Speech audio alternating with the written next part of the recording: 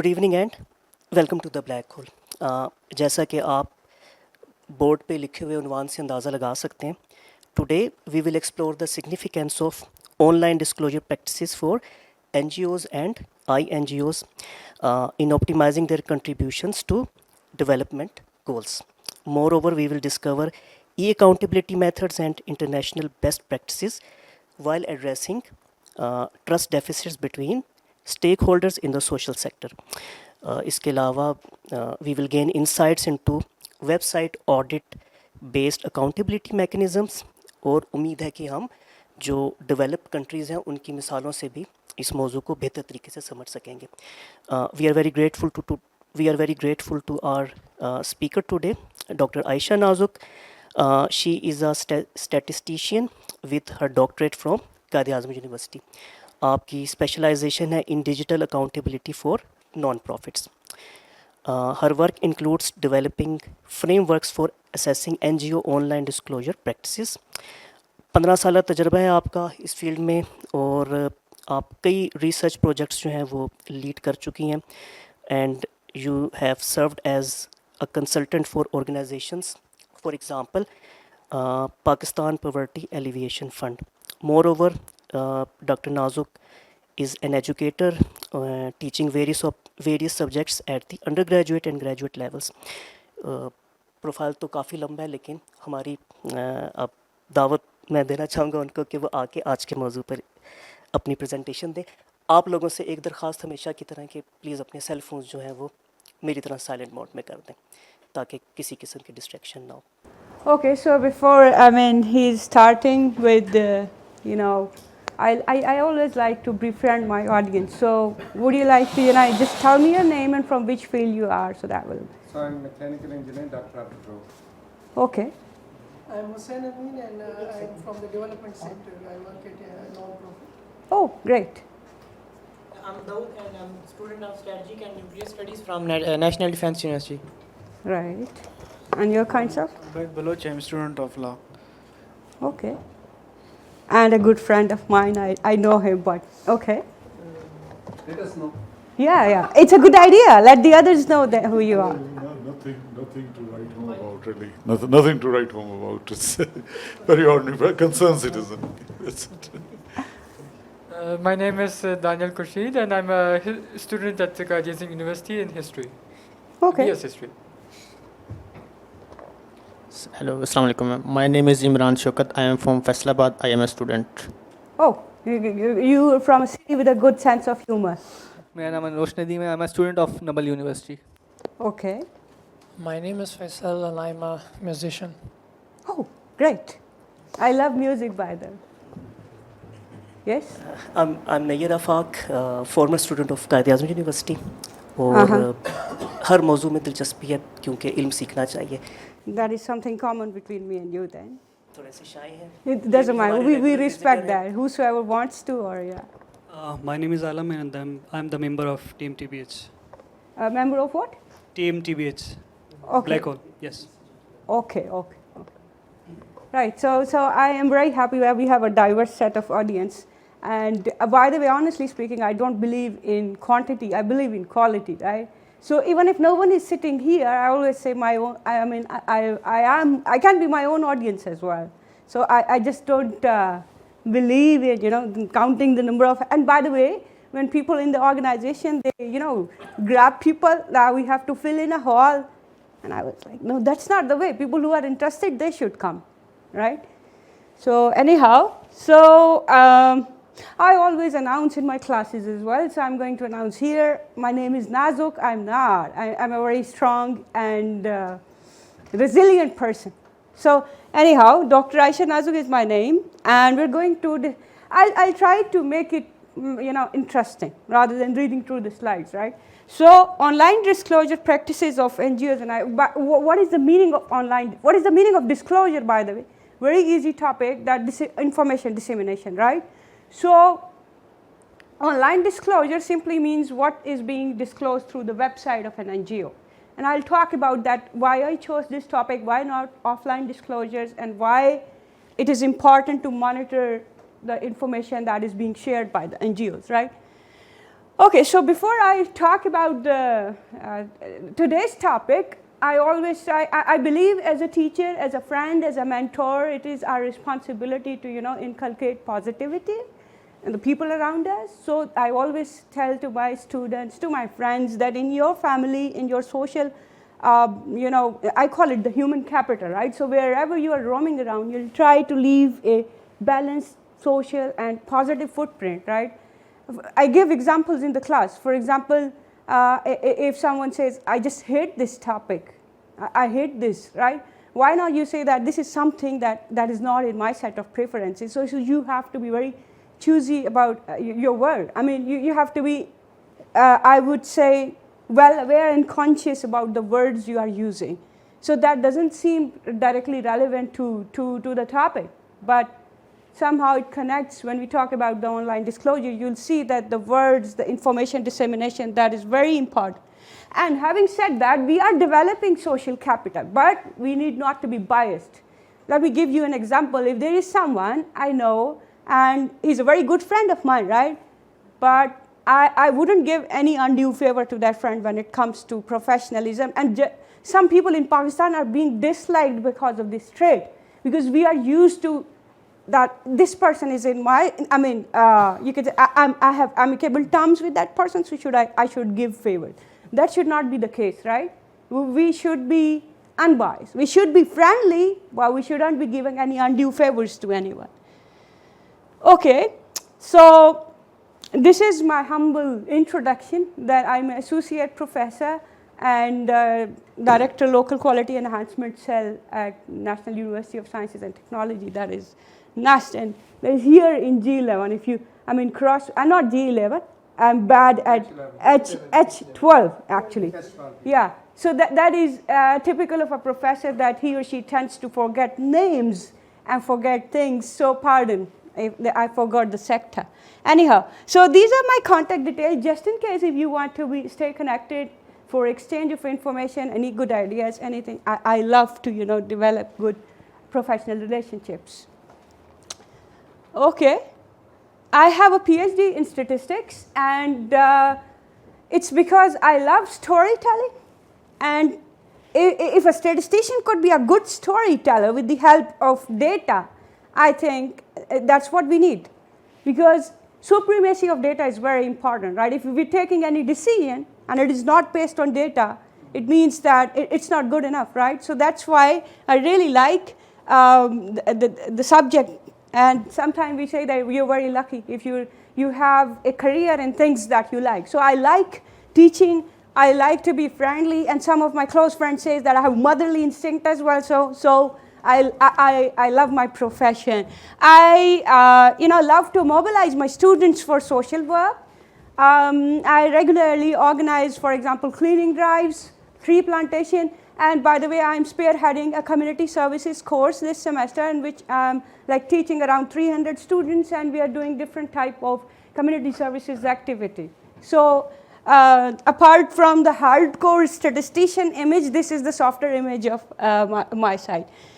Okay, as I said, and if you want to explore more about me, Google Scholar, just type my good name, Ayesha Nazuk, and you can see that I work on diverse type of topics. For example, when I go on the next slide, I'll discuss some of the research pursuits that I'm talking about. So I've been invited a couple of times by media channels to, for example, my latest talk was about importance of homegrown apps in Pakistan. We keep on saying that. I'm not going to talk on the topic, but it was just about that, how internet backbone is important, and how we should locally develop our apps rather than relying on apps developed by people outside Pakistan.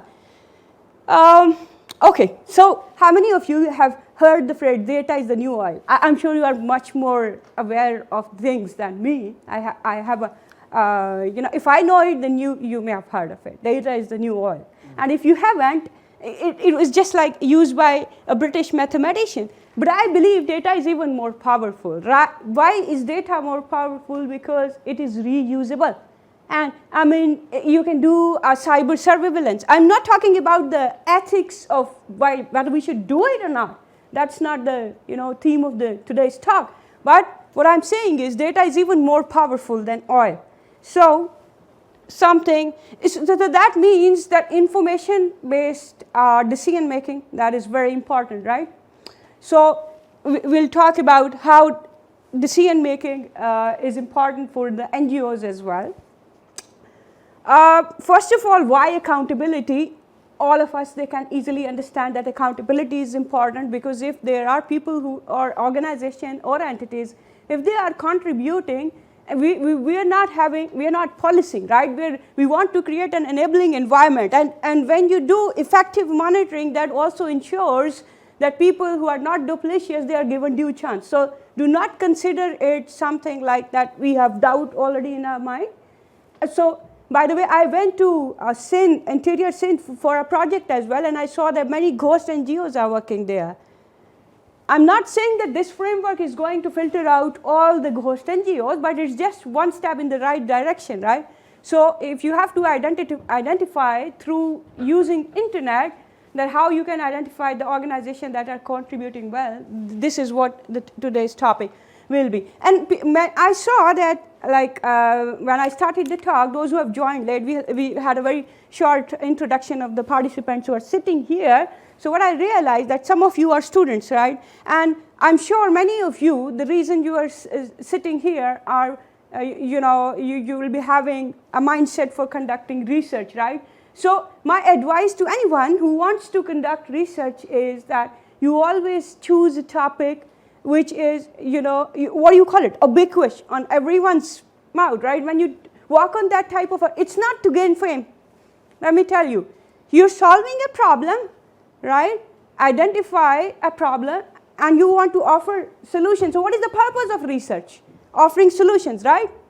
And it gives you an added advantage as well, that you know that if a work is relatable and it's in the trend, your work will be cited. For example, this NGO work, it was published in 2018, and if you happen to go, and as today's bedtime story, you watch my profile, you can see that it's been cited by one of the credible, 21 or 22 credible journals and book, and one book has a dedicated chapter on it as well. So, but it's not, I'm not praising myself, just telling you one thing, that if you work on something which is ubiquitous, so it will give you benefit in both terms. You're giving some solution as well as gaining some benefits for you. So it's not, you're not working in an angelic environment as a human, but as a researcher. After all, we will want to build our profile as well, right? So anyhow, when Chaudhry Nisar was Interior Minister, I used to listen in the media that he was saying that there are many duplicitous activities going on. There are some NGOs which are not registered. That was a time, bad time, let me recall. At that time, I was not a doctor. So I was thinking, what topic should I choose for research? So I said, why not go for this topic and offer a solution? So my intentions were mixed, right? Mixed in a sense that I'll be offering solution to my country, and at the same time, I'll be working on something which is, contemporary relevant. So that's how I chose this topic. But then why online accountability? Why not offline accountability of NGOs? For example, just consider that instead of persons, you're like 100 NGOs sitting here, or you're CEOs of the 100 NGOs, and you ask me that why online accountability? Why not offline accountability? The question is, yes, offline accountability is very important, but the question is, do we have a regulator? As an independent person, for example, person so-and-so reaches an NGO or INGO, and they ask you, we need this information. Try it for yourself, and you'll see that what type of response you will get. I'm not discouraging anyone. Some NGOs, they will reply, but most of the time you'll get delayed responses, and we cannot hold them responsible. We can't put the blame on them, because if there is no regulation, you can't expect them to share things, right? So we'll come and see why they are not sharing information through offline methods. So at that time, I decided, why not at least a website-based audit, and devise as a first step in the right direction, devise a framework through which we'll get to know that how NGOs are working in Pakistan. Okay, so you know that NGOs in Pakistan or social sector organization in Pakistan, they can register in different, different entities. It's not that throughout the country there is one registration authority. No, it varies from province to province, right? And there are different laws. By the way, there are 17 different laws under which an NGO can register. So we are not saying that there should be only one law or one registration authority, but why not at least there should be a cohorting of NGOs per type, under which law are you operating, right? And what should be the regulatory expectations from you? And based on that, there should be a single portal on which all the NGOs data should be available, right? So you'll see that it seems too idealistic, but it happens throughout the world. Okay, so after the 18th Amendment, most of the provinces, there's a devolution of power. So just like any other entity, NGOs and their management is also happening at a provincial level. Okay, let it happen. We are not saying we want to create an enabling environment, right? But at least what should happen that all the data from those entities at provincial level should flow into a national level holistic directory that anyone could see. I want to see how many NGOs are working in the health sector. I'll type in and I'll get a list, right? Similarly, another person is interested how many NGOs are working in education sector from the let's say last 5 years, or how many NGOs have been declared as fraudulent in the last 3 years. I should be able to generate a list. So that's what the dream is about. By the way, there is an NGO portal, Economic Affairs Division in Pakistan. They have created a portal there. Generally, I dislike talking negative things, but I have tried it a couple of times. Most of the time there is an error loading the page. I have happened to have some technical acumen as well, so I tried different browsers at different point of time of the day. So far, the NGO portal is not behaving the way it should in listing all the NGOs with the details. Okay, so as I said before, as a researcher, if you conduct a local level inquiry, there is always need to have a lens to see international best practices. So what I did, I sampled 3 countries from each of the human inhabited continent. And from Asia, by the way, because my focus was specially on Pakistan, so from Asia, I chose Pakistan as well. So is there a flashlight on this mic stick as well, or is it just light changer?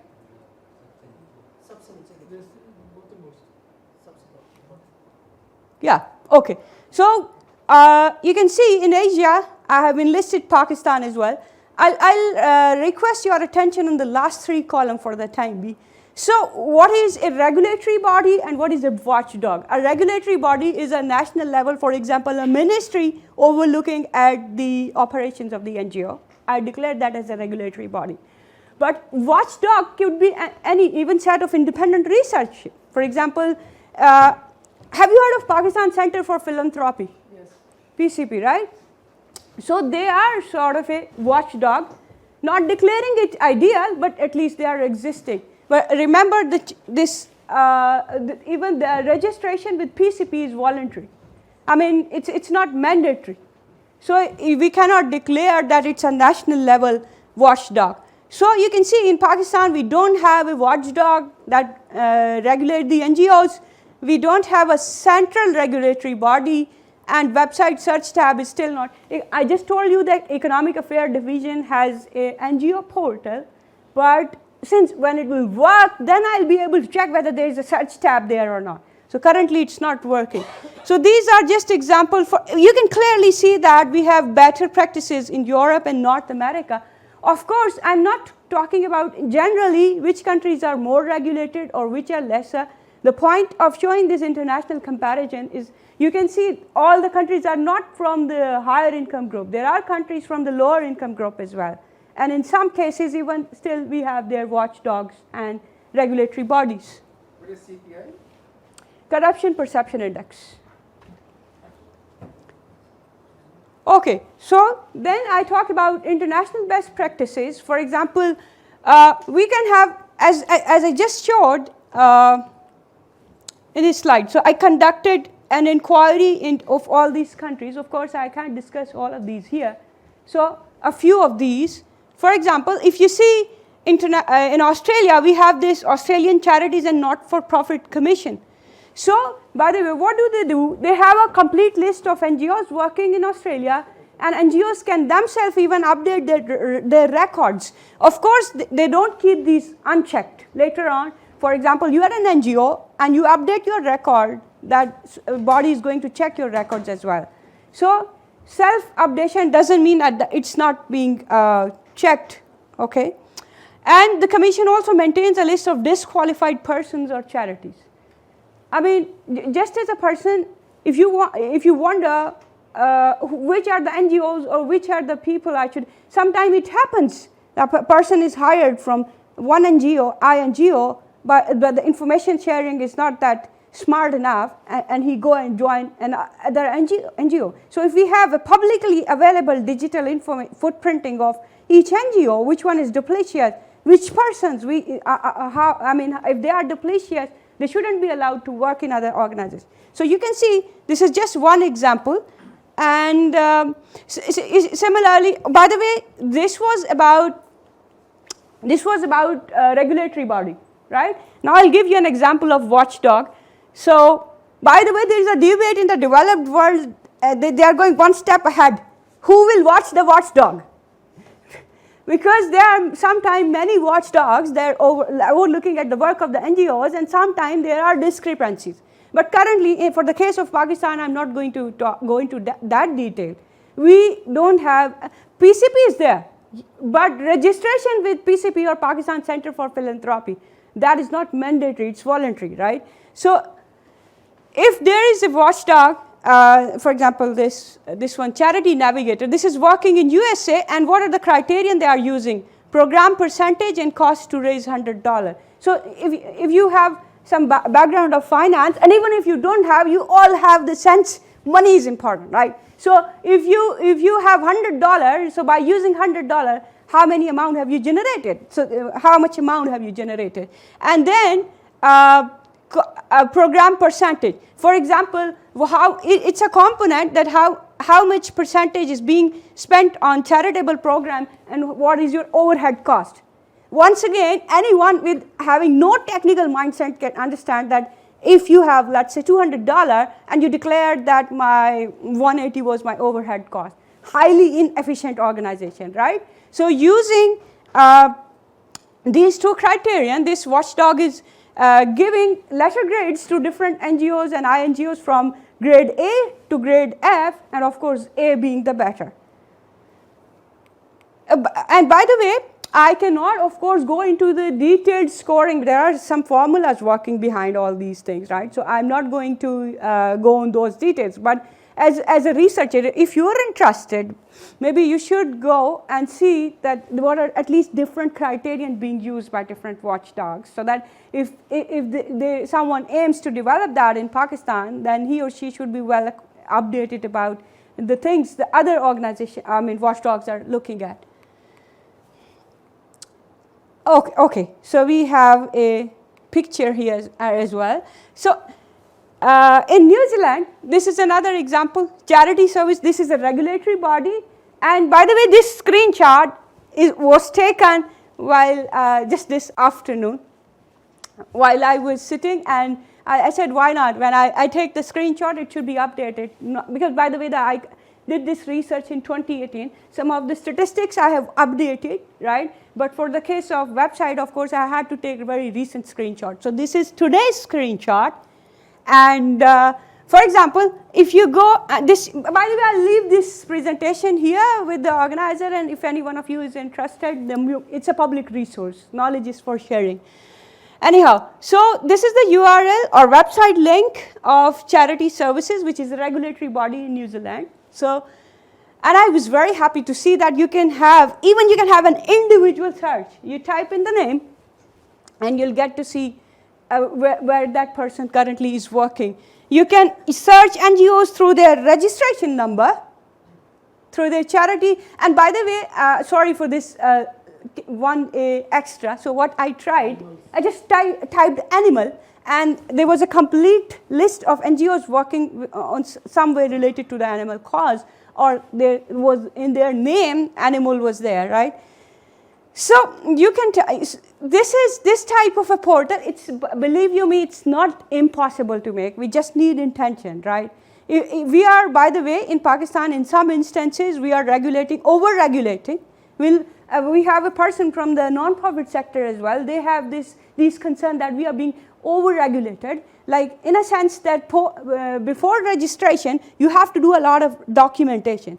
And post-registration, the body who registered you, they are not, auditing all these things. So why would they do then? We can't shift the blame. So the purpose over here is, by the way, there's a behavior change model which says, it goes like Dr. Fogg behavior change model. So it says motivation, you should, in order to change a behavior or a practice, you need to have motivation, attitude, and trigger, right? So maybe this seminar is going to be one timely trigger that we need to generate this debate in Pakistan. Okay. So I have already talked that in the case of Pakistan that there are multiple registration authorities for NGO, and those of you who are having a look at this sector, you can see that some, like recently, not recently, in 2016, SECP that cancelled the license of some 240 organization. So that means that we need to improve regulations of the non-profits. Oh, so one of the issue is even the total number of NGO, because of course that's very easy to understand, nothing fancy about it, right? That if there is no central data available, so how could you have a total number? So even we don't have a total number, we have from World Bank reports and some other reports, we have a ballpark figure from 30,000 to 40,000. And by the way, even there is some debate in the literature that how we define NGO, that is also a problem. So, but we're not going to talk about those. So main issue here is the total number of NGO is not known, and it's stemming from the fact that the data is not available. So now we have talked enough. What if I leave the talk in the midway and just run away? Because there are people in real life. It sounds funny right now, but if you have a look around people, there are people, they grumble, they talk about the problem, and then they leave. So, see, as a researcher, I have painted the background, the context is there. Now I need to offer solution as well. So this should be your approach even in life as well. You see a problem, you grumble about it, and you complain that this is the issue, these are the problems. Okay, come on. And you need to ingrain this habit from, what do you call, I call my nieces and nephews my wolf pack. So I have to train my wolf pack or whatever people you are monitoring. You have to tell them, okay, this is the problem, fine, enough reporting, now offer me a solution. So at least the brain is wired that way. So anyhow, coming to the proposed online disclosure index. Okay, whenever you go to the website of an NGO, let's say based on the literature, I categorize that the quality of content is important, the style of communication is important, and how usable that website is. I'll explain in these that what is meant by usability, as the name suggests, easy to use in simple words, right? So usability is important, content is important, and so is the communication style. So based on literature and based on my own understanding of when I evaluated the international best practices, that helped me come up with an idea that which indicators should be there on the website. How international, developed countries, they are making sure that the NGOs are putting enough information. So when I talk about usability, it's about how easy to use the website is. For example, you see, as a person, just open your laptop screen and you, for example, you want to explore the website of, let's say, PIMS Hospital. And if you see some clickable links, for example, you can click on the lab section, you can click on the department listing, so that is easy to use, right? So clickability was one of the criterion. Homepage length was another criterion. In some cases, By the way, it sounds funny that there is no home page, but there are some websites that there is a generic layout and you don't see any home tab there, right? So everything is put in at same place. So home tab should be, you can say, a place where there should be tabs that should lead to other section of the website. But in some cases, home screen is not there. By the way, don't be afraid of these numbers, because I see that there are people from social sciences, and so anyhow, if I have to give some, okay, you are NGOs, and I see that on your website there are like 30 clickable links. You are another NGO, and your website I could see, let's say, 50 clickable links, and so on. So every NGO is giving me a number that, I mean, and how am I evaluating? Of course, I'm going on the website, I'm looking how many links I can click at, right? So if the maximum score is, let's say, 200 clickable links, and the minimum is, let's say, 3. So I can divide this data in 4 equal parts. So if don't be afraid of the number quartiles. That is just dividing a line. For example, if this entire room represents the data, I just apply 3 cut points and I'll have 4 parts. So the organization which falls in the first cohort was given a score of 0, and you can see better the clickability, higher the score was assigned. Similarly, if we talk about external links to international organization, by the way, if you are having an NGO with a national good footprint, you should have connections with other NGOs as well, because have you heard of synergy effect? Collectively working, right? So the synergy effect should be portrayed on your website as well. People should know that who are your partnering organization, right?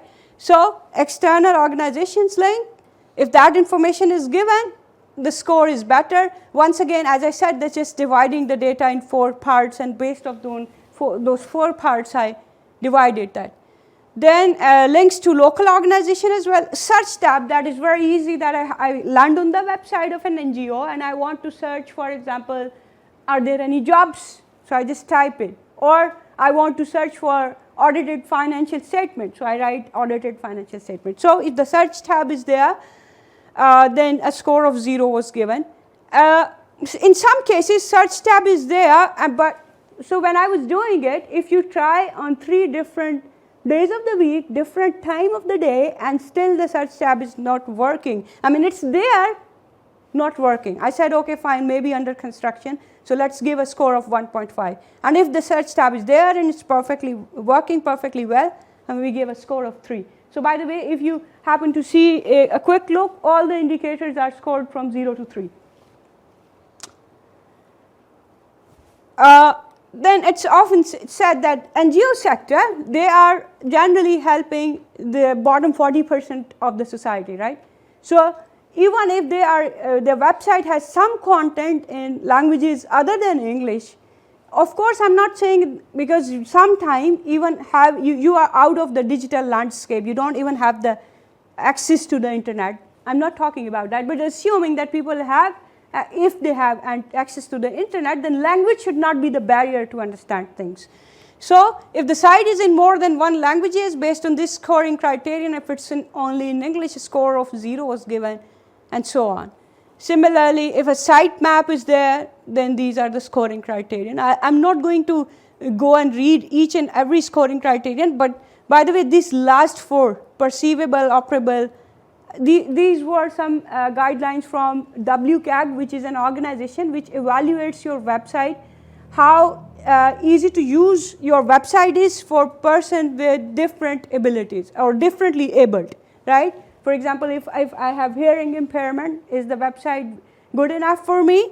Or for example, and one of the criteria in these guidelines is if you access the website through your mobile phone, how it will behave. So across different platforms, if the website is behaving well, it's given a score better, otherwise a lower score.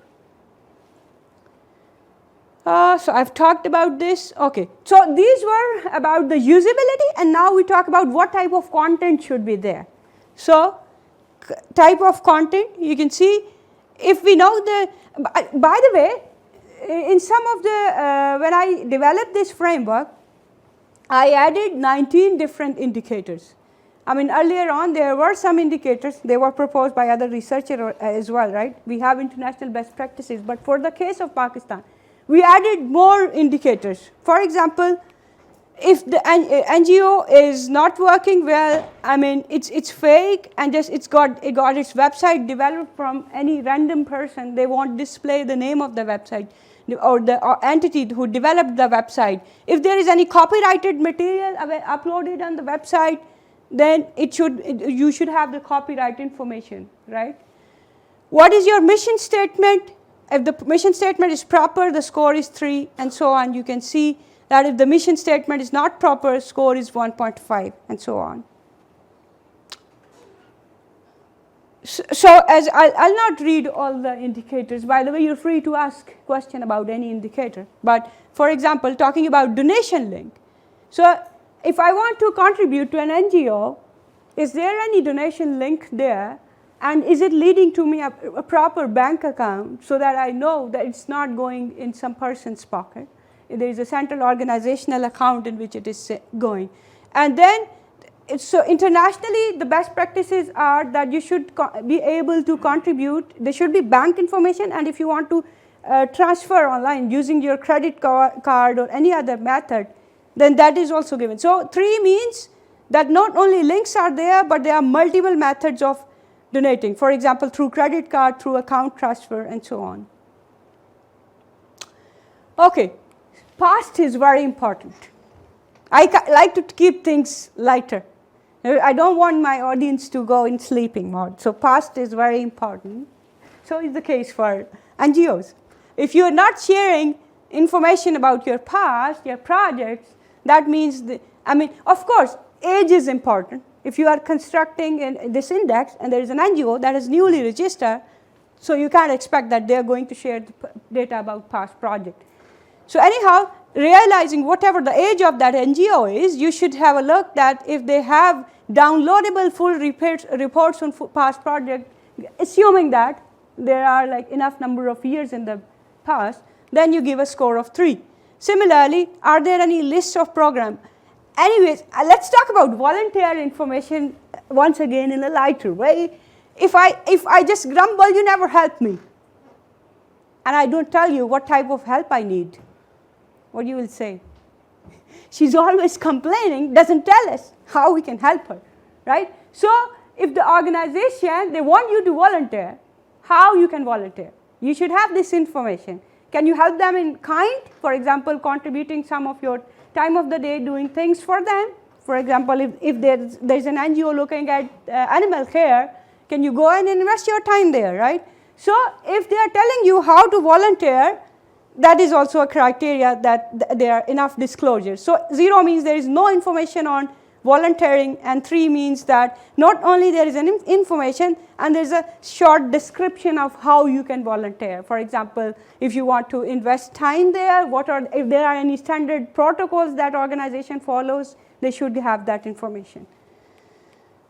Anyhow, similarly, so if the NGO is, by the way, as a future researcher, you can improve this index or you can use this index and check its ability to filter out ghost NGOs. Only then the efficiency of the index will be checked, right? So anyhow, jobs available. If the jobs are available on the website of that, current opening or past opening, some information is there, the likelihood is it's not a ghost NGO. They're working, there's something on ground, people are working there, right? I'm not saying it's an ideal criterion, so it is one of the indicators. Similarly, calendar of events. Is it available? Like what type of activities there? Is there any schedule? Any annual plan of events? If the information is good enough in an efficient form, we have a score of 3, and 1 score is there is a section, but there are some errors, and 2 means that it's mixed up with news and events, because if you go sometime on the website, we have a section of news and events. So if it is mixed up there, but still there and working without any error, then score of 2. And 3 implies we have a separate dedicated event section where you can see the annual plan of that NGO. Then if we have FAQs, how they help you, they not only save the time of the NGO, but also of the information seeker, right? If for example, there are some questions that they are too common, so you can enlist, these are the 10 most common questions that people ask or organizations ask, and these are the answers. So if FAQs are there, then we gave a score of, if it's there, then we gave a better score, otherwise, by the way, this is a typo, it's not 1, 0 or 3, because I designed, since I have a quantitative background, so I wanted to keep things uniform, and none of the indicator is less important. By the way, you can tailor that later on, but in the current scheme of studies, none of the indicator is relatively more important than the other, so all are scored in the same dimension, 0 to 3. So this is an error, 3 implies yes. So use of other media to educate visitor about the organization. So that's very simple. If you are uploading any pictures, videos, or link to print media or electronic media, so your organization is being discussed in the newspaper, of course we can't go into those details for the time being, because we are not doing technical web crawling where we go and see whether that organization was mentioned in a bad way or a good way. But as a first attempt, we said, okay, at least you should have some links to the print media, and you should share that information. You should upload pictures, videos, and you can see the score of 3 means if all organizations are, all type of information is there. Then what are your performance measures, right? If you are telling that there is how you evaluate your own performance, 3 means that you have a certification with some international body watchdog. By the way, do you think every NGO working in Pakistan have this budget that they get themselves registered with some international NGO? International watchdog? No, there are some NGOs that are working on small scale, and by the way, there are some good organizations as well. So at that time, when I developed, for the case of INGO, the score of 3 was given for international body watchdog. INGO means international NGO, but for the case of local NGO, I gave a score of 3 even if there is a local body watchdog. So 2 score was given to an INGO who is giving certification with it, because if you are an INGO, for example, from UK, so you should have your certification from UK as well, and you should share that information. Similarly, annual reports, are they available or not? So you can see 3 score, we have a complete archive of annual reports, and you can easily download them. 2 means more than 1 report is available for download, and 1 means only 1 report. But remember, age is important. If your age is only 1 year, of course you're going to share only 1 report. Similarly, audited financial statement, if the information is completely available, our score is 3, otherwise 0. Then let's focus, reading all these will make it boring. So let's, for example, members of the board of the directors. Who are your board of directors? Are you holding any meetings? If the meeting is confidential, that aside, but if the meeting is not confidential, you should have some minutes shared with the public as well. So members of the board of directors, if there 3 means there are names and with complete phone numbers and emails, because if you want to see, currently we don't have holistic data, but later on, for example, 5 years down the road, we have the data on national portal, central level. So if I know the BOD member of a particular NGO, I can see that whether that person has a reputable or credible past. Has he not been fired from any other NGO due to some duplicitous activities? Similarly, employees directory, if it is there. And by the way, some of the indicators are, as you'll be observing by now, that some of the indicators are helping you filter out the ghost NGOs from the genuine ones. So if you're a ghost NGO, why would you hire an employee? Why would you have an employee directory? So 3 means there are proper phone numbers, emails, or one of these. I'm not expecting that in a small scale NGO everyone will have access to everything, but at least one thing, everyone is having a mobile phone nowadays, right? So at least a mobile number. So how to apply for program? For example, I need to have support from, let's say, Agahi Foundation in Pakistan. So how can I apply for help for them? So if you have information on that, all the three aspects, then, I mean, three aspect means how to apply for their programs, for their membership, and their services, right? Then community updates means that if you are interacting with your beneficiary community, you should have some footprinting, you should have some evidence about that as well. So sharing community updates, that is also important. Your newsletter, is that available or not? What is the feedback mechanism, right? I am an organization, even if I'm working 100% well, even if someone wants to appreciate me, I should tell them what is the feedback mechanism, and vice versa. If I'm not performing well, how people should reach out and tell me that I could have done it better. Remember, as I said in the beginning of this presentation, my purpose is not policing, but to create enabling environment. So when I talk about feedback mechanism should be there, it's also to help the non-profits, right? So if we tell them, you could have done this better. But if they don't ask us, how can we tell them? So we should have feedback mechanism. Charity number and registration number. In the beginning, I said there are 17 different type of laws under which the NGOs can register. Fine, okay, we accept that. At least you should share your registration number, right? But in any case, I was also having a look at the literature that in some cases, the registration body's records even, they are not updated, and you go and tell them, okay, this is the charity number, and go and try it in some ministry. Give them a charity number and ask them that you want to see whether this NGO has a credible performance or not. So that is why I'm saying online disclosure of things is important, right? People should have at least this information. This will put an indirect pressure on the regulator. Right? For example, Economic Affairs Division, as I said, they have the portal. If none of you is using it, why would they feel the pressure to update it, right? Then a statistical impact. For example, I deliver a lecture here and a series of lecture here, and I measure on average, let's say 30% of the people, they were like positive about my lecture delivery style and the content and everything. That's a very easy example. So how the NGO is telling us through some statistics. For example, average number of complaints they have successfully resolved. So some statistical information should be shared. For example, 3, it means we have a detailed numerical data available for past project. For example, whenever there is a project, there are multiple ways of evaluating it. So if in all those dimensions you are sharing statistics, that means you are disclosing maximum information. Then, as I said, there are different laws, so you should make a reference. I mean, we can't do istikhara to know that under which law you are registered. So you should share, your reference, made a reference to the law under which you are registered. Are your bylaws discussed?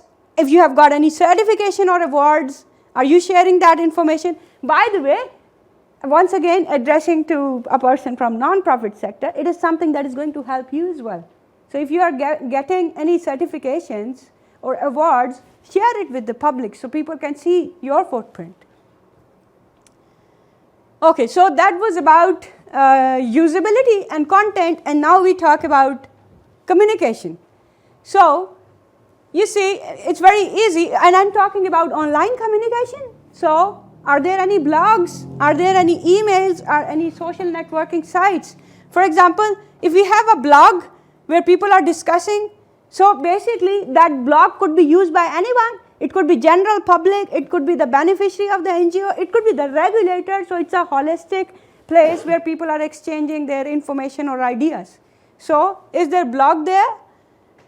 Then we have, is there any link to the social networking sites? Once again, don't be afraid of these seemingly scary numbers. As I said, just dividing in 4 equal parts. So if you fall in the first cohort, your score is 0, and if you're in the best cohort, then your score is 3. Okay. Are you conducting any employee or beneficiary survey? You, for example, I'm an NGO, and you are my beneficiaries. And by the way, interestingly, I know some of the people are giving me meaningful smiles because there are sometimes the beneficiary surveys are like, okay, we know these are the people most happy, go there and ask them, right? No, but so that is why online availability is important, because if you are uploading it there, at least someone at some instance, it's not an ideal framework, remember. So at someone, either the watchdog or the regulator or the general public, they can always check that they are not ghost or so-called created beneficiaries. How responsive are you to emails? This is another criterion. Of course, you can include, how many times you take the calls. If I call the NGO for an information, you can try that as well. But this one is about website, so I linked it with the email. So how responsive you are to general email inquiry. So how I derived this? By the way, I had a support of a teaching assistant, so I said, okay, you drop an email to all these NGOs and wait for the response, right? So if there is no response, you give them a score of 0. And if there is a response so to put it in, once again, a lighter note, if I post a love letter and I get the reply back in 2 weeks, fine, that's good enough. So if in 15 days, then the score is 1.5. And if you take more than 15 days, I'm sorry, I'm going to marry someone else. So anyhow. So why I added new rationale, I won't once again read into these technical and linking with the literature, but just for example, are you showing branches address shown in Pakistan? So that seems that you are giving your entire footprint. For example, if you are working in Islamabad, do you have a branch in Hyderabad as well? So that is not only enabling for the general users, but for the regulatory body as well. So they can apply same standards. If I'm not talking about provincial differences, they are there. But if there are some uniform national level standards, they can apply to that or to that branch as well. Anyhow, so let's talk about now realist data-based insights from Pakistan. So what happened? At that time, as I told you, there was no list. So ballpark figure was 30,000. So what I had to stratify or make cohorts or type of organization working in each type. So what I did, there was no directory basically available. So I explored 3 different directories. And based on those directories and open Google search and exploring up till Google page rank 1 to 10, I created a list of some 954 NGOs. And then I checked how many are working. First of all, I didn't apply anything offhand. I checked that 21% are working on the theme of education, 20% on health, and some 34% on both health and education, and then some other shares of other types as well. So what is this happening? Actually, when I want to sample some NGOs, I'm making sure that my sample is representative enough, right? So what I'm going to see, I'm dividing NGOs in different cohorts, and based on this percentage share, I'm going to estimate if I have to study, let's say, 199 NGOs, how many should be from the health sector, how many from the education sector, and so on. So this is just a sample to explain. For example, as I said that the ballpark figure is 30,000, and out of that list that I generated, I don't have the list of 30,000, right? I made it a list of 954, and out of those 954, 21% are working in education sector. So I multiplied that by 0.2, and so this is estimated number of NGOs in Pakistan working in education sector. So if my sample size is 199, I've highlighted it. How I decided what should be the sample size, that's a separate debate. So if my sample size is 199, how many of these should be from the education sector? So based on this relative share, I can see how many organizations. Similarly, I created shares of each type of organization. Okay, so that was about those who do not have any background in statistics, but you should know that if you're doing sampling, your sample should be representative enough. So the all effort, well, I created that stratification or cohorting, that was based on the fact that I wanted to have representative sample, and if there is many NGOs working in the education sector, my sample should include more NGOs from the education sector, right? So this is the frequency distribution for copyright. You can see the percentage of NGOs not sharing copyright information, 21%. I am not going to read all the tables. That's just going to invite boredom into the lecture. But what you have to focus is percentage of no or low compliance. The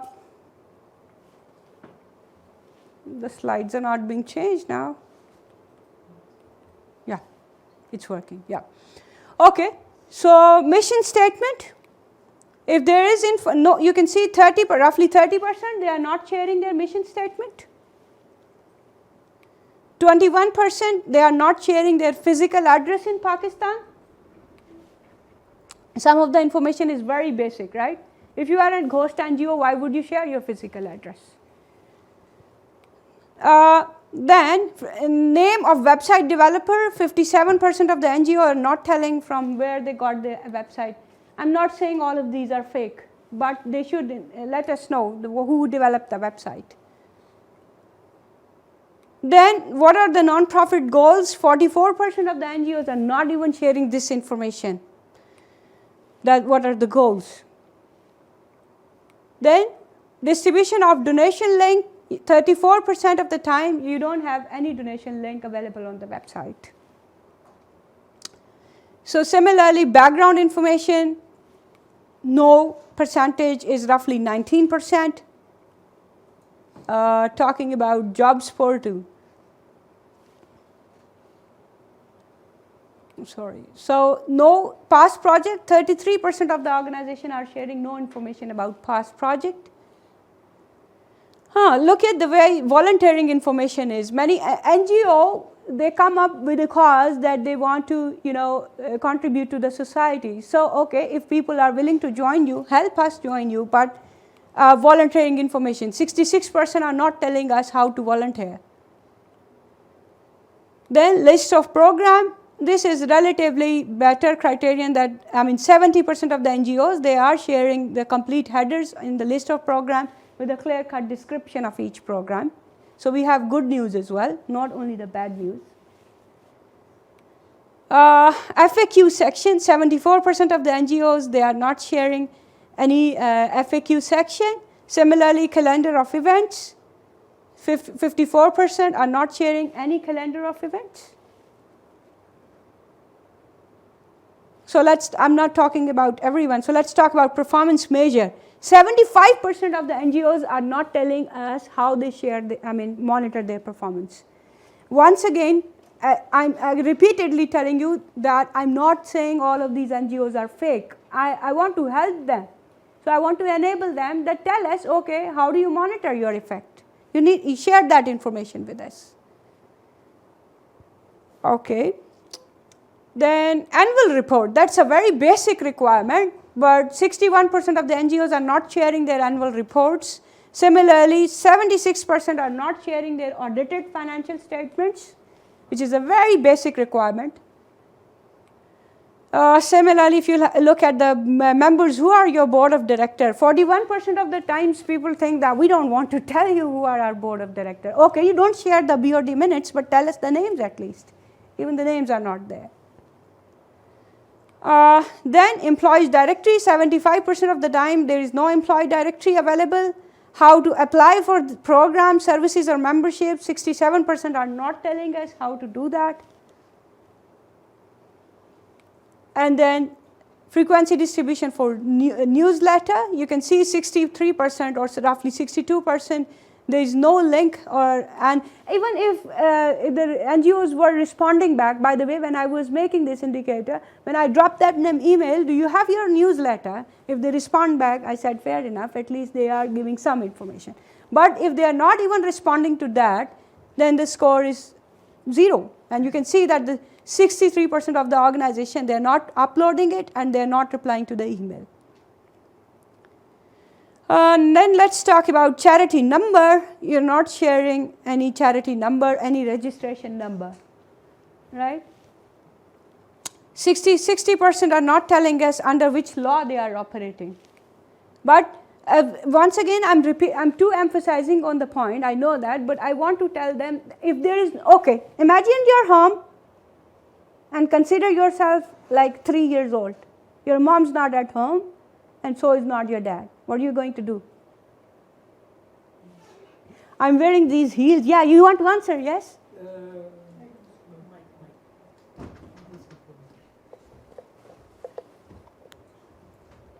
Of course, you will feel a bit lonely and you may even start crying.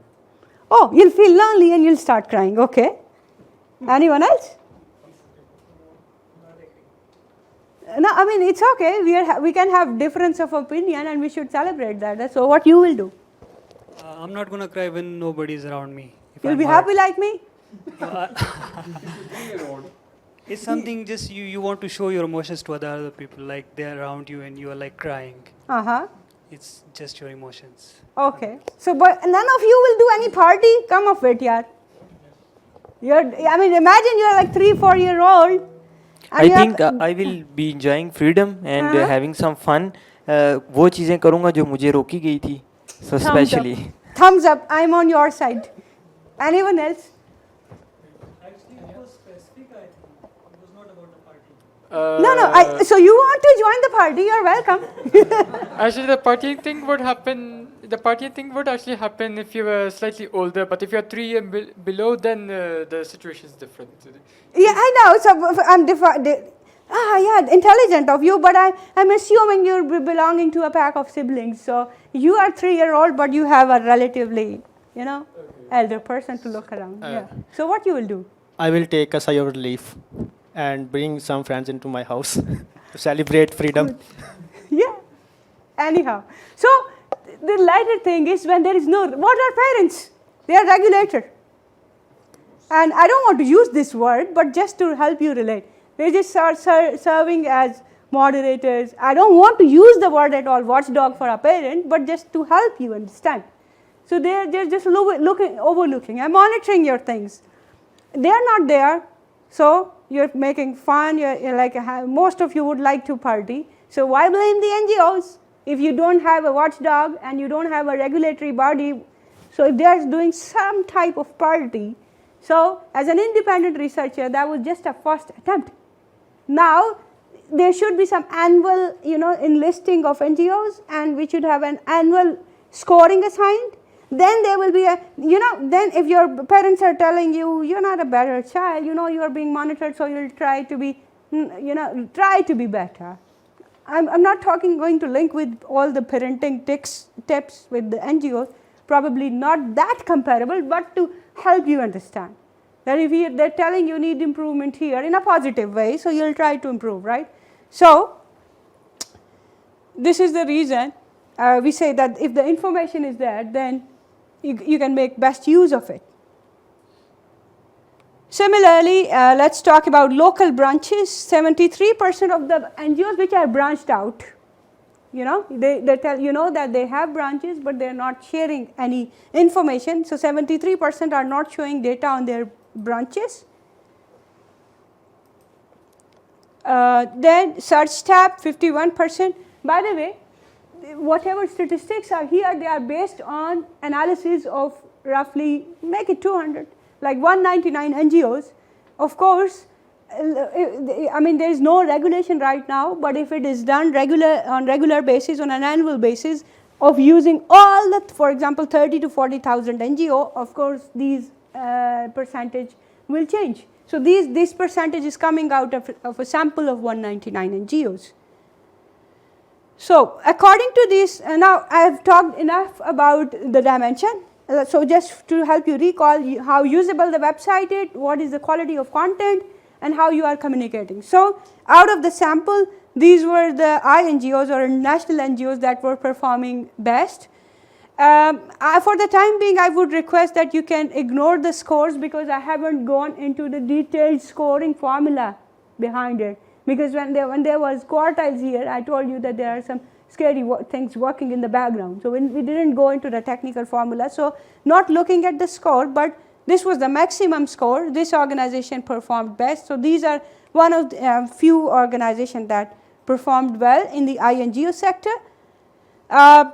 then as I said in the beginning, be careful about the choice of the word. So I am not going to say NGOs were worst performing. These are the NGOs that need to improve online disclosures. You can see that by the way, I'm not going in the details of the scoring, but the minimum possible score through this index is 0, and the maximum possible score through this index was 75. So the organization with the lowest score 3.83, that this is this organization. And so then these are the top performers, INGOs, CARE, and I think you may have heard the name of few of these, like Oxfam is a reputed organization. Okay, then these are INGOs that need to improve their accountability or online disclosure practices. So what is the way forward? I've talked enough about how I developed the index and how I made a sampling design. So what is the way forward? Okay, this index is just one step in the right direction. You can always improve it. And then someone can create a local level watchdog. For example, even PCP, they are monitoring, our NGOs can voluntarily register with the PCP, right? So PCP certification can be linked with this index or an improved form of this index, right? So there should be annual scoring. There can be provincial comparisons. There can be education theme-wise comparison, age-wise comparison, like age of NGO, right? So we can conduct all those analysis. Any one of you have heard, I'm sure many of you have heard about Sustainable Development Goals or the SDGs, right? So you can also have an enlisting and which NGO is working on which SDG and what are the online disclosure practices of that type of an NGO, and then you can see, by the way, there is an emerging concept about SDG enabled NGO. So you can also have a revamping of the framework with a lens of how a particular NGO is helping Pakistan achieve a particular SDG. And then I'll also talk about if you ever happen to get an opportunity to do offline audit of an organization, then Global Reporting Initiative or GRI has a complete compliance kit, and you have like it's a report, and it's like, for example, how environment friendly your activities are. This is just one part of it. Otherwise, there are many, how your performance measures are monitored. It's a complete report on that. So but for that you need offline data. You need to scan different statistics from that. Everything won't be available. But way ahead, for example, 10 years down the road, if the data is so well, even you can apply the GRI criterion on the websites as well. So this was about, yeah. So anything that you would like to share? Anyone want to tell us any experience of interacting with NGO or volunteering for any NGO? Yeah. So we have. Assalamu alaikum, I'm Hussein Amin. Thank you so much for a very comprehensive research. I think different registration authorities, they have the data, but they need something, a portal, yes, a public portal which can be made, and the data can be made public, and it should be accessible for people like us and yes, researchers like you. Like there are charities commission in provinces, SECP. There are a lot of nowadays, as there is regulation is a lot. Yes. So all the data is there. NGOs have been submitting it. Only the government should know how to tackle the data, how to analyze the data, how to process it, and how to provide it to the people. So I think this is a very important thing, and I think you should share your recommendations with Senate and National Assembly standing committees, so that it can be it can convert into meaningful outcomes. Just like there is a recent law enacted by National Assembly, ICT Charities Registration and Regulation Act 2021. So Deputy Commissioner Office, Directorate of Labor and Industries, they are the Charities Registration Authority, and they have a portal, but it is only, you just go there and submit your application, then you never know what they do with the data. See, so it's yes, the for data your is there, concern as well. everything is there, they just, there should be some pressure or research-based inputs should be given to them so that they can make it public. So thank you. Thank you for a holistic comment. You not only give the answers, but you raise so many questions as well, especially in the Pakistan scenario. So so there's, as you put the C1 to C40, I have so many Q1 to Q40 as well. At the same time, there are so many questions. But my question is in the geopolitical scenario in Pakistan, especially, don't you think that although it is very important and very essential for any group working in your country, they should be properly watched and monitored, because what they are working like in China, in Saudi Arabia, in Iran, because they are feeling insecure from these people. But we have open environment. So this could be one of the reasons that they neither make the laws, they neither make the regulatory body, nor they make implement or monitor them properly. Are you talking about China? I'm talking about Pakistan. Pakistan, yes. Yes, because of geopolitical, from 80s to till now. If you can disagree, please elaborate it. The second thing, is any data regarding these NGOs which are religious oriented? Okay, these are social, like, because I haven't seen the Abdul Sattar AD especially, because it is working very, very prominent, but I haven't seen neither in bad or neither in good. So it's maybe scoring somewhere in the middle. Because I'm not sure that whether it is putting everything on the website or not. I'm not sure. So is there any, these index, have you, anybody else implement these indicators on those organizations, and they have this scoring, and it's revealed that most of the information they don't reveal in those organizations, especially the NGO from the religion oriented, from the international organization like, because from those organizations like UNESCO, they are well registered, well informed. They are, I don't think so, they are hiding anything from the public.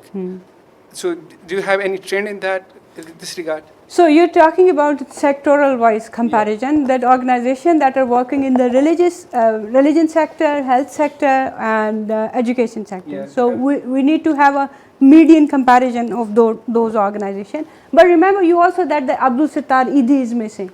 You see, if the index is developed and you apply it on different organizations, it will help you determine the efficacy of the index in itself, right? So, by the way, if you apply the index, the organizations that are coming on top are the ones who are actually, seen with a good, they have a good brand image or a good organizational image.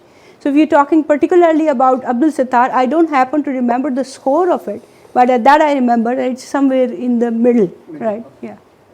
I would like to say something about data. First, in past there is civilization war, then resources, now is the data war.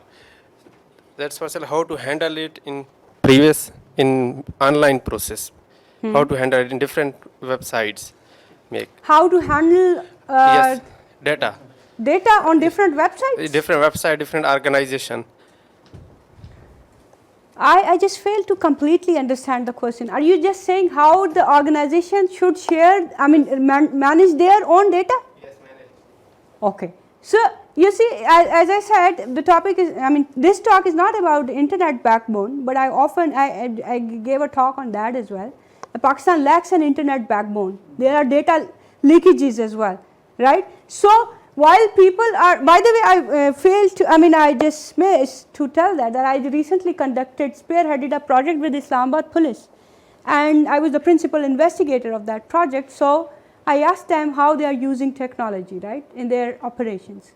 So later on, when I was going through this project, And I used to think as well. Then I saw that internationally, they are trying to make, even they have their own internet backbone, still they are saying that technology should be embedded in a way that it should not be a threat to your national security. So how organizations should share data, it should the regulator should decide that what type of information we should demand and what type of information we should not. But currently, as I said, that the regulator, they are getting the data, as this gentleman very rightly pointed out as well, that they submit all the data. Out of that submitted data, which should be publicly available, they should have a listing of that and then make it available, right?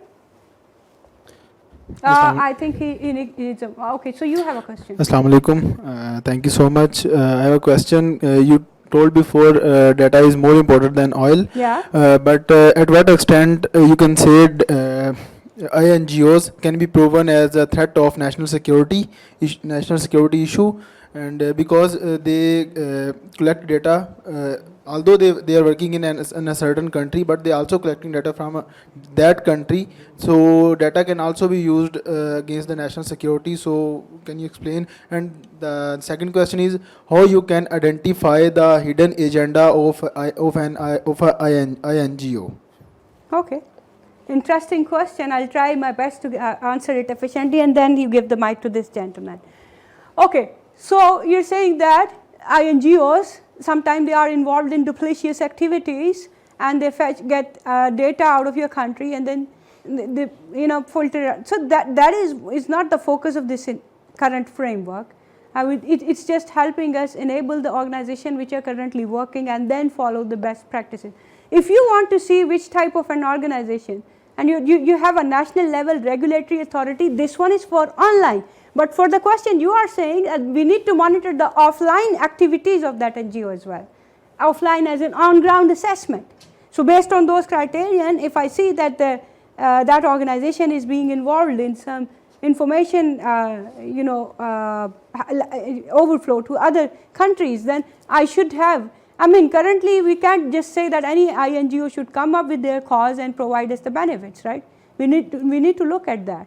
But that is not an online disclosure method. For that you need to go for offline methods.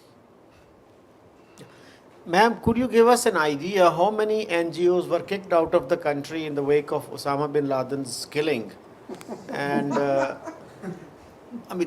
we have an obsession with security, of course. So is there any way of monitoring the watchdog, how fair they are in their assessments, and are NGOs allowed to do their work unhindered?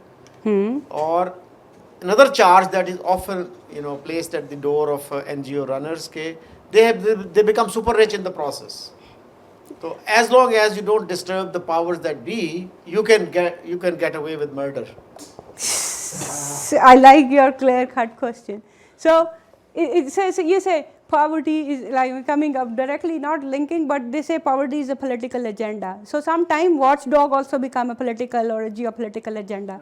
You are rightly pointed out that, but it's happening.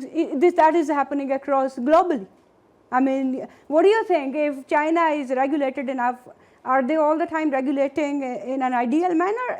Is the cyber surveillance or the general surveillance of the people, of the NGOs, it's always ideal? You're talking about Jannah, take me there. There's nothing happen like that. It happens, right? That if when you are big, that's why I said who will watch the watchdog? But at least you're generating debate on it. Then there will be someone who should talk about how the watchdog is working. Are there any hidden agendas there? So that is something different from the current topic. Yeah. Hello, good evening, ma'am. Thank you for having such a nice lecture. Ma'am, I want to ask you, you said that many corrupted organizations are working in Pakistan. Are those organizations not registered? If the same organizations are working in Pakistan, so how about other countries like South Africa, Philippines, Sri Lanka, India, and Bangladesh? So there are many ghost organizations. So you are saying whether they are registered or not. If the organization is ghost, they are not sharing on the online on the website, then I need to conduct detailed offline audits again, or go and check, okay, this is your number, I need to go where you are claiming to be registered. So that's why I'm highlighting again, this is just something going in parallel, right?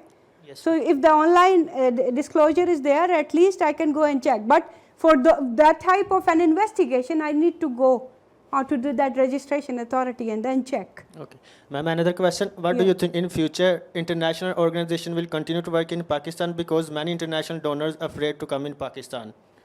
What do you think about You see, overall enabling environment is not there or not, right? Talking about the INGOs as well. So generally, what do you think? If you have to invest somewhere, would you like, very regulated environment or lesser regulated? So Okay, thank you. That is, now the answer is hidden there. Okay. Third question is that most of the organizations are only working on food, health, and education. They are not working on animals. Are animals not important for Pakistan? They are important. Let me tell you, have you heard, there is a concept called in economics, it's, I'll tell you in technical term and then in easier word, it's called the Kuznets curve. So it's like, if you want to grow, you say you have to be environmentally sustainable, right? It's always an agenda there. So when you are growing, for the time being, you have to forget about the ideals thing, right? For example, if you are harming the environment, you can't be on the ideal phase, right? So if you're talking about caring for the animal, yes, that is very important, but unfortunately, if survival of the human is under the question, then maybe that goes, with all due respect to all the living organism, I'm not claiming any privilege. But, and by the way, I happen to, believe you me, I happen to belong to the human community. So I'll be talking more about it and then animals here. Thank you, ma'am, for the interesting talk. I'm going to talk about some things. First, if there is any organization working in Pakistan but it's not registered, but it's working properly and it's helping the community in a very good way, does that organization needs to be registered? Because as we know, we all know the Pakistan system of Pakistan, there are very complexities in going and registering the organizations. If I'm not, correct me if I'm wrong, that there are many things involved in that process. Even governments are involved, even contacts are important to register. These all are important. And secondly, I will say that this is a good initiative. If the government take it like on a serious note, we can regulate the organizations, and it's gonna be easy for people to bring up new ideas and make new organizations, because they know how to make standards. And this is a very simple method how to go and register organization, what things we need to have. Right. I like your first part of the question in particular, where you're saying that it's difficult to register. Okay, then you don't declare yourself as an NGO. You are just a group of social workers combined with a common cause, right? So then you can declare that you are tax exempt, and you can do that as a charity, and that's just a social service. But you cannot become you can be an organization, but you cannot claim any benefits of being an NGO. Yeah. So social work without being registration, there is no cap on it. So any other question? So ma'am, good evening. I had experience of 2 or 3 campaigns in past. I had launched a library in my village. So I collected books all over from Islamabad, like 1,000 plus books. Then I donated. The issues I faced was first issues that कि मुझे सबसे पहले कोई donators नहीं मिले, और जिसको मैं आइडिया प्रेजेंट करता था, Come again, क्या नहीं मिले? कोई मुझे डोनर्स नहीं मिले, और देन जिसको आइडिया रिप्रेजेंट करता था वो मजाक बनाता था. The reason is why because we are not educated. ठीक है, तो सबसे पहला मसला तो ये. सेकेंडली मैम, आपने जो सारी प्रेजेंटेशन दी है ये आपने वेबसाइट से डाटा कलेक्ट करके दी है. Actually M right. सो आपने ग्राउंड रियलिटीज़ में जा कितना वर्क किया? आपने सिंध के सराओं में जाके किसी ऑर्गेनाइजेशन से पूछा है? मेरा गांव मंडी बाउलदीन है, वहाँ पे ओवरसीज़ वेलफेयर्स चल रही हैं. वो सिर्फ 5-6 लोग मिल के तकरीबन लाखों के रुपया इकट्ठे करके और लोगों की हेल्प कर रहे हैं. क्या आप उन वेलफेयर से जाके मिली हैं? So the last question is my, ma'am थोड़ा फिलोसफिकल है लेकिन बड़ा इंपॉर्टेंट है, कि why we need organisations? Okay. In a system of a state, a government, a democracy, we don't need organizations. So these are the questions. Okay, Thank you, I like your put me in trouble, I like to face troubles anyhow. So you talked about that, have I been, yes, I have traveled in interior Sindh back in, I think, 2018. There is an organization, they call it Rashid Memorial Welfare Trust. They're running a club of NGOs and INGOs, and they're delivering health and education services. So what I did was, I even went outside. Rastabad is like a 100-acre gated community, and many NGOs are working there. So when I was like interacting with those NGOs, the same thought that is on your mind, that I should go and interact with the local and relatively less developed NGOs. So I went in the villages within like some 100 and 150 kilometer radius. I'm sorry, after all, I'm a statistician, I'm bound to talk in numbers. So within 150 kilometer radius, I went outside Rastabad, and I interacted with many organizations. Yes, they are working, and in some cases there are some good contributions as well. And that is why in the beginning of the talk I said that the purpose of this framework is not policing or to create an environment where that organization could run away. So there are cases even in the interior Sindh. By the way, one of the villagers said, I had a Sindhi interpreter, and he said that the area that you're standing right now in Rastabad, this was a place where dacoits were used to pass, and everyone was being looted. So now look at this place. So, and by the way, Rastabad is again a dream of a person who was in Air Force, and he invested his own pension and then friends, and now it's going on very well. If you go to, it's somewhere near Tandualaya town. Yeah. So your last, why do we need organizations? Was that your question? This is my finger, pinky finger. Why do I need my hand? Isn't it enough alone? So organizations are there to create holistic impact, right? So as an individual, it's your single person's energy. As an organization, it's a collective energy. And you need to, for example, if your body is functioning well or not, what is the doctor doing, whether the organization of your body is working properly or not?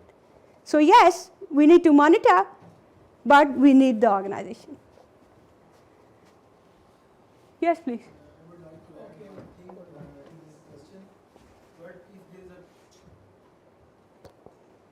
What if there is a kind of a welfare state? So that welfare state see all the matters, all the sustainability of the people, all poverty and all that things. Right. So then again we need such kind of organizations in case of a welfare state. Do you think that in welfare state there are no NGOs working? Yes. There are many NGOs working even in the welfare state, right? So how is the welfare state defined? What type of need it is looking at? So are they serving all the needs or selected needs? That is the question. So the NGOs working in the welfare states, they have their own type of agenda or list of activities. For even here, if you see, the problems of the bottom 40% are different, and the problem of the upper 10% are different. But you can't say they are absent. So that NGOs can always fill in the gap.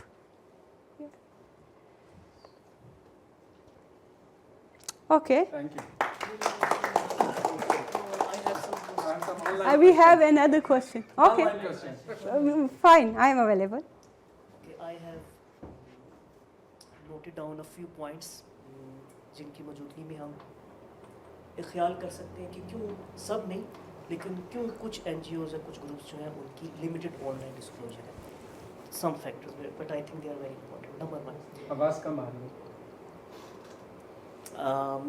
चले मैं ऊंचा बोलता हूँ. मिसाल के तौर पे कई वल्नरेबल एरियाज़ हैं या वल्नरेबल कम्युनिटीज़ हैं जहाँ पर सिक्योरिटी कंसर्न्स हो सकते हैं, मिलिटेंसी हो सकती है. I know a very famous renowned NGO, उनके सरबराह ने मुझे बताया कि हम यहाँ पे ये काम कर रहे हैं, लेकिन हमें यहाँ बहुत बुरा समझा जाता है. एजुकेशन पे काम कर रहे हैं, we have made so many schools and this and that, लेकिन हम नहीं बता सकते क्योंकि वहाँ जो काम कर रहे हैं वो जो स्कूल हैं वो वल्नरेबल हो जाएंगे. एक तो ये पॉइंट हो गया था. तो जो इंडिविजुअल्स उनके साथ काम कर रहे हैं या जो प्रोजेक्ट्स हैं वो हो सकते. दूसरा, कुछ अगर बहुत ही फाइनेंशियली स्ट्रगल कर रही हैं NGOs जिनका लिमिटेड बजट है, तो ज़ाहिर है कि उनके लिए भी बाज़ औक़ात ये रिसोर्स इशू होता है, क्योंकि होस्टिंग یا ویب مینیجر کو رکھنا بھی ایک کاسٹلی چیز ہو جاتی ہے. بالکل ٹھیک. خاص طور پہ جو دور دراز اور ریموٹ ایریاز میں کام کریں یا اپنی مدد آپ کے تحت جنہوں نے کوئی شروع کی ہے. اس کے علاوہ آپ نے ذکر کیا کہ ایف اے کیوز یا ای میلز، جس طرح ابھی لوگ ایس ایم ایس کا جواب نہیں دیتے لیکن واٹس ایپ میں فوراً نظر آ جاتے ہیں. بظاہر یوں دکھائی دیتا ہے کہ ای میلز اور ویب سائٹس کی بجائے اب زیادہ زور ہو گیا سوشل میڈیا پریزنس کا. آپ وہاں پہ میسیج کریں گے تو بڑا کرٹیس اور فوراً اچھا رپلائی بھی آ جائے گا، لیکن ای میل کا وہ ان کو پاسورڈ بھی شاید یاد نہ ہو. کچھ اس طرح کے بھی چیزیں ہیں، اور یہ میں نے اس لیے کہا کہ یہ ان چیزوں کا بھی بہرحال آپ نے بہت اچھے پوائنٹس ریز کیے ہیں. ان گروپس کو این جی اوز کو ان چیزوں کا بھی خیال رکھنا چاہیے کہ صرف سوشل میڈیا پریزنس نہ ہو، وہاں پر بھی ہو، اور جو ان کو ایویلیویٹ کر رہے ہیں وہ بھی ویسی ورثہ یہ خیال رکھیں کہ شاید اس وجہ سے ان کا یہ جو امپیکٹ فیکٹر جو یا جو ریٹنگ آپ بتا رہی ہیں وہ متاثر ہوتی ہو. ویسے آپ نے کہہ دیا تھا کہ ناٹ نیسسریلی کہ یہ این جی اوز کام نہ کر رہی ہوں یا ایگزسٹ نہ کرتی ہوں.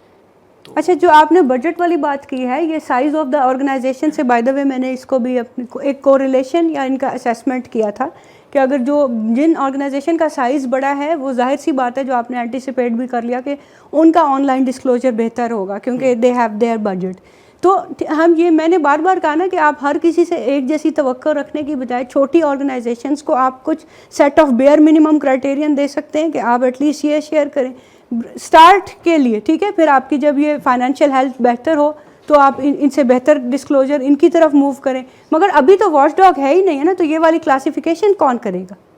تو یہ آپ کی بات ٹھیک ہے. دوسرا آپ نے کہا کہ کچھ این جی اوز ہیں وہ اپنا انفارمیشن سیکیورٹی کے پوائنٹ آف ویو سے نہیں بتا سکتی. فائن، تو نان پروفٹ یا اس کو اگر پتہ ہے جو واچ ڈاگ ہے ماڈریٹر، وہ ایک ڈسکلیمر اسٹیٹمنٹ تو پورٹل پہ لگا سکتا ہے نا کہ not applicable یا this information is not required, something like that. اگر کسی کو چاہیے تو this is the method، اور اس کو اسٹینڈرڈ پروٹوکول فالو کرنے ہوں گے تب آف لائن مل سکتی. جی جی السلام علیکم میم. وعلیکم السلام. Ma'am, my question is, as you told before, NGOs like to work there where the regulation is less. So my question is, do Pakistan need NGOs or do NGOs need Pakistan to work? It's vice versa. You say, do Pakistan need NGO? You want to come out of, I mean, as a country, do we want to come out of poverty? By the way, why government and NGO collaboration? Why is that important? For example, as I told you that I'm running a community services course and I'm telling the student, okay, go and build a wall and you can do any activity. But that is a very small scale activity. Right? If information disclosure from the NGO side is higher, then there will be lesser trust deficit between the government and the NGOs and the general public. So you can have a holistic and a synchronous, well-regulated plan of action, how they can collaborate. So whether we need NGO کو پاکستان کی ضرورت ہے یا vice versa ہے، دیکھیں look at the what do you say joint optimal solution. So if the NGO and government of Pakistan, if they collaborate, it's going to produce joint optimal solution, going to benefit them as well as the country. Why to collaborate? Why can't only government? So you say that NGO sector, okay, fine. Are you aware of something called financial management? You are under the financial crunch and dependent upon IMF. Do you have enough funds? So there's a gap. When there's a gap, then there are fillers. So that's why we have NGOs. Okay. Thank you, guys.